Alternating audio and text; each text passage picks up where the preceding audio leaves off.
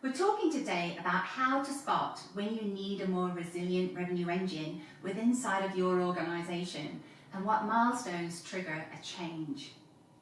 A lack of resiliency in any revenue plan can prevent an organisation from successfully moving up market to larger customers, larger transactions and scalable revenue predictability.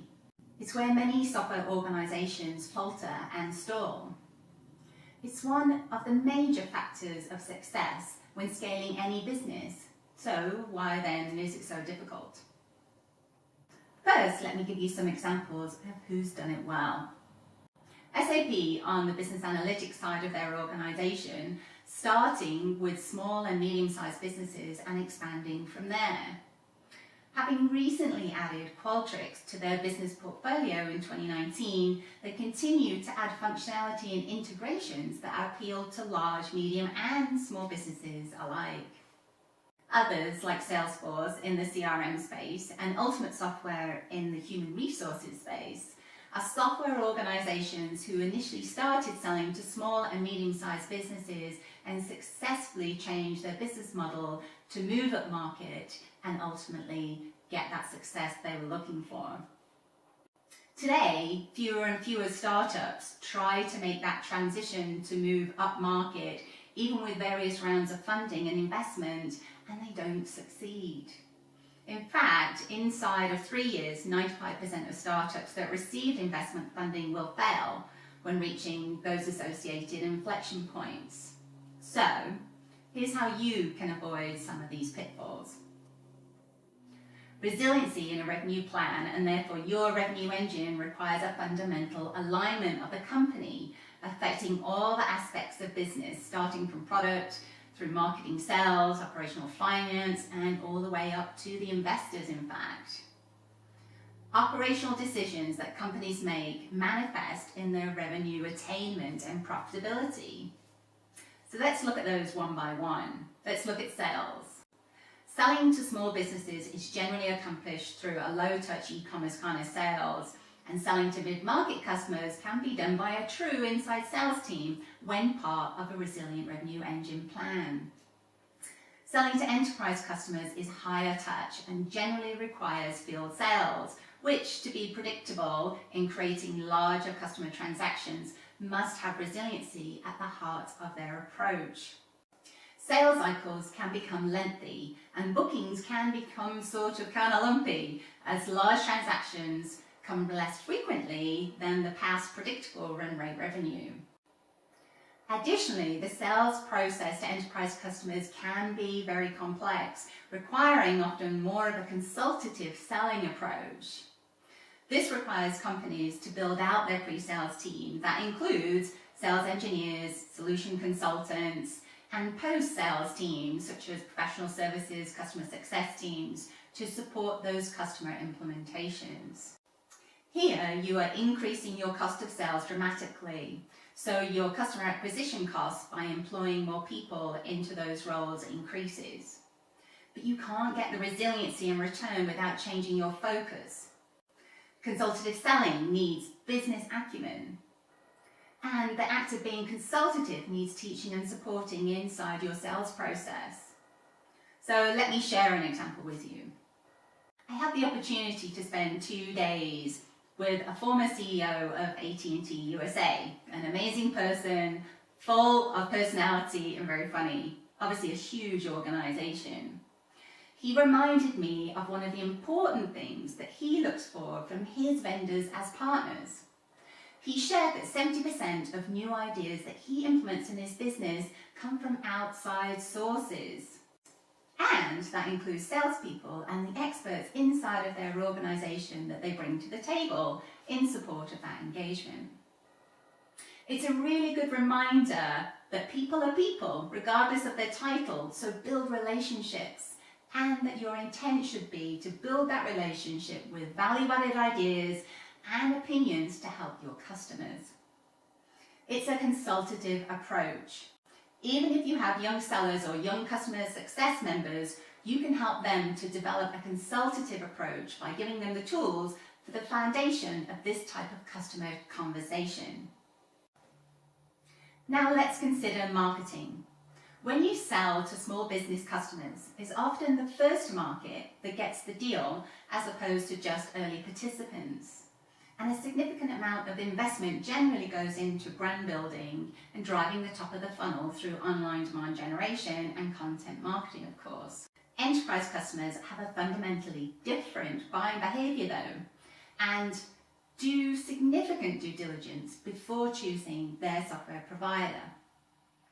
Consequently, marketing to enterprise customers requires multiple touch points from marketing before turning them into a marketing qualified opportunity or lead.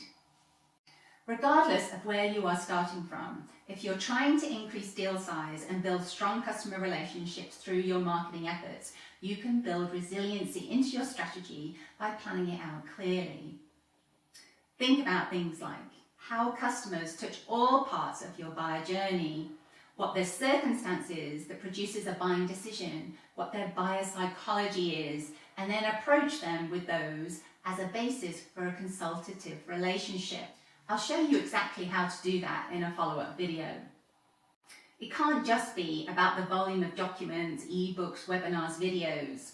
There's a different level of engagement required to be consultative. Only then will your marketing qualified leads translate into higher revenue conversions, reducing your cost of acquisition. Now let's consider the product team.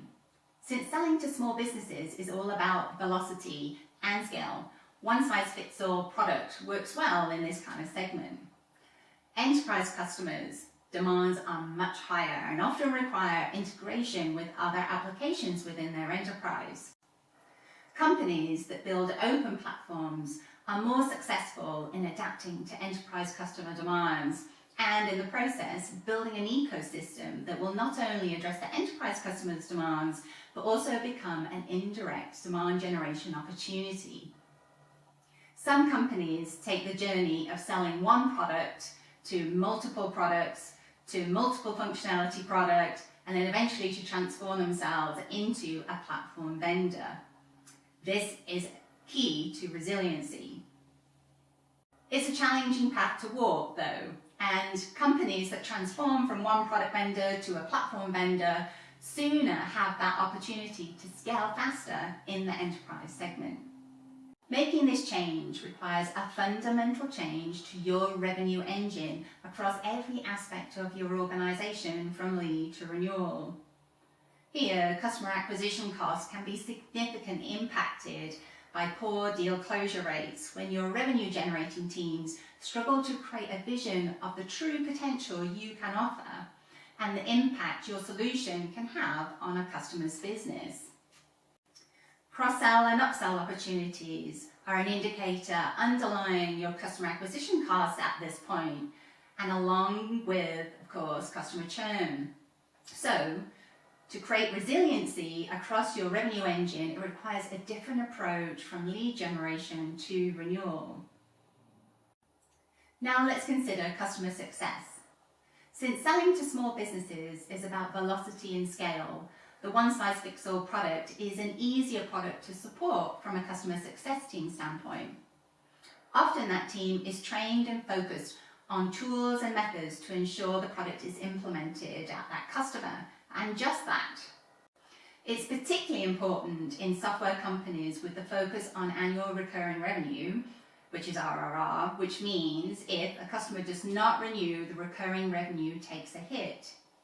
So enterprise customers and their demands are much higher though, and often require integration with other applications within that enterprise, as we talked about with the product team. This means though that the skill set of the customer success team and the technical support team together often need to be upskilled to understand these requirements and these kind of integrations.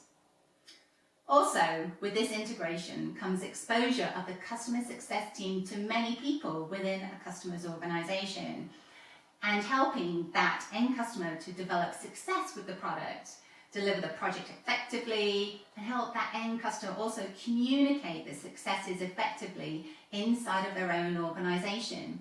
This all becomes a new skill for customer success. Then, as you look to new cross-sell or upsell opportunities, the customer success team needs to be more sales aware in their knowledge and communications.